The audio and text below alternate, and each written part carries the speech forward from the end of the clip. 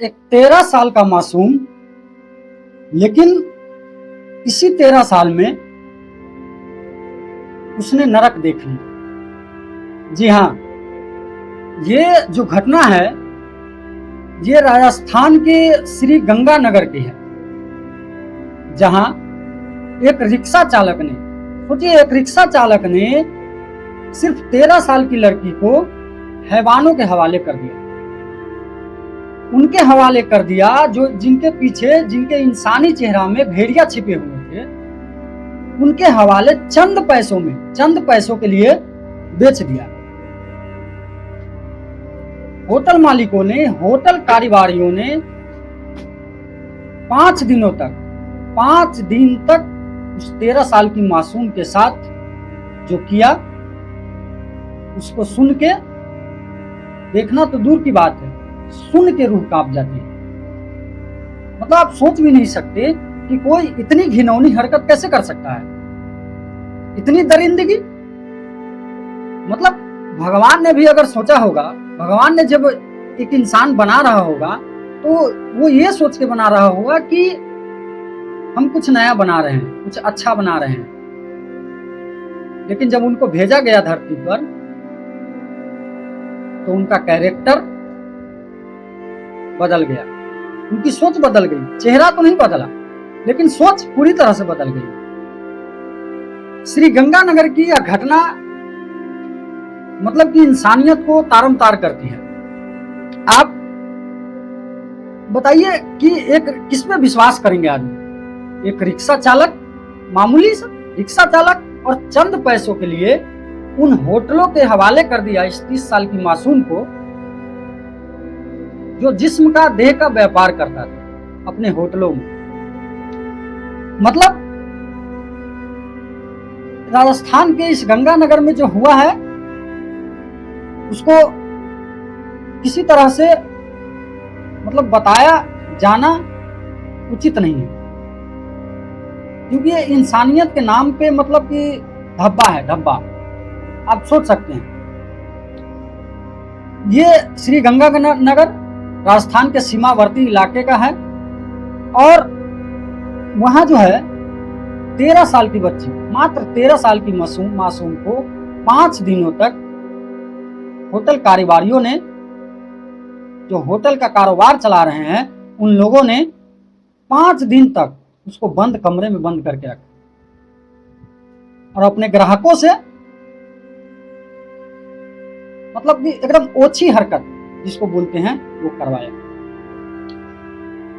हवस के भूखे भेड़ियों ने मतलब कुछ सोचा न समझा,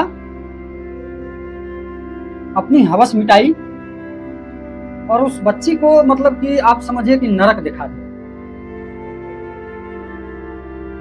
फिलहाल इसके खिलाफ जो प्रदर्शन करने आए वो कांग्रेस कमेटी के लोग हैं। राजस्थान में बीजेपी की सरकार है और ये सोचने पर मजबूर करती है कि अगर इतने होटलों में जब पुलिस ने छापा मारा तो लगभग 150 होटल इस कारोबार से संबंधित नहीं थे, और उसमें से मात्र कुछ होटलों के पास लाइसेंस थे,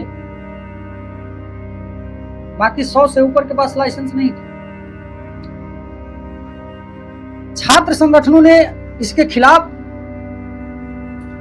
जमीन पर उतरकर हंगामा किया, पुलिस ने कार्रवाई किया, और कार्रवाई के बाद जो सामने आया वो मतलब कि दिल दहला देने वाली। 30 से ज्यादा दरिंदों ने इस बच्ची के साथ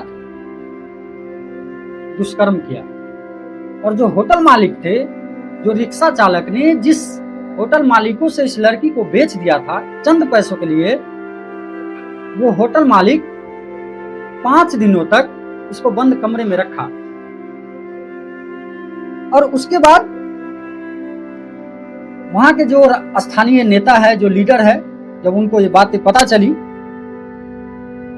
तो उन्होंने इसके विरोध में प्रदर्शन शुरू किया, तब जाके पुलिस ने कार्रवाई की।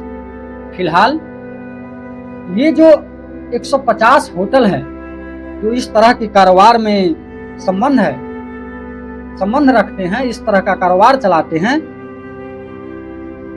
आज पता चला है, जब इतना बड़ी घटना हो गया है तब सवाल पुलिस पे उठाया जा सकता है कि आप क्या कर रहे हैं। पुलिस सो रही थी क्या? उसको पता नहीं था क्या? वो कभी उस होटलों का विजिट नहीं करते थे? कभी जांच पड़ताल होती नहीं थी? या फिर ऐसी छोड़ दिया गया था कि हाँ जी चलाओ? कारोबारियों ने इस काले कारनामे को बहुत सटीक तरीके से अंजाम दिया। सोचिए, कोई शक भी नहीं कर सकता कि एक रिक्शा चालक ये कर सकता है। वो बच्ची नरक देख लिया है इसी 13 साल की उम्र में। ये मतलब आप अगर देखें तो आपको पता चल जाएगा कि इंसानियत अब रही ही नहीं। मतलब 13 साल की बच्ची, आप सोचिए, उसको बहला फुसला के चंद पैसों के लिए एक हैवान के अधिकार में दे दिया गया, और वो हैवान अपने चंद पैसों के बेनिफिट के लिए कुछ भी कर बैठा। अभी पुलिस जांच कर रही है इस मामले का, क्या मतलब आगे क्या कार्रवाई होगी नहीं होगी, इसका कोई संभावना दिखता नहीं है। फिलहाल 150 होटलों को बैन कर दिया गया और उस बच्ची को अब न्याय मिलना चाहिए। ये पुलिस प्रशासन और वहां की सरकार से सवाल है कि आप सो रहे थे क्या? आपकी पुलिस सो रही थी? आपकी इन्वेस्टिगेशन एजेंसी सो रही थी? जब इतने बड़े कारोबार चल रहा है, इतने होटल है, तो कभी तो विजिट करना चाहिए था आपको, क्यों नहीं किया? आप कमेंट में जरूर बताइएगा। बहुत बहुत धन्यवाद।